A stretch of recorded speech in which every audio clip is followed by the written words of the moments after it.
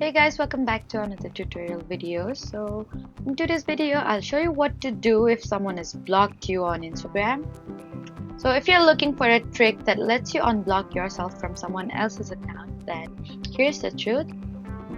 You cannot legitimately remove another person's block yourself. So the person who blocked you controls that settings on your account. And if you believe you've been blocked by mistake, then you can contact the person through another appropriate method and ask them to unblock you.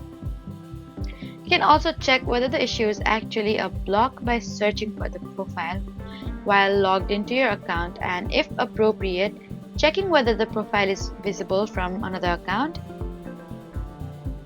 Then you should avoid websites or apps claiming they can automatically unblock you, as these services cannot legitimately control another person's Instagram settings and may put your account at risk. So that was it for the video. Please do not forget to like, comment and subscribe for more helpful tutorials. Thank you for watching.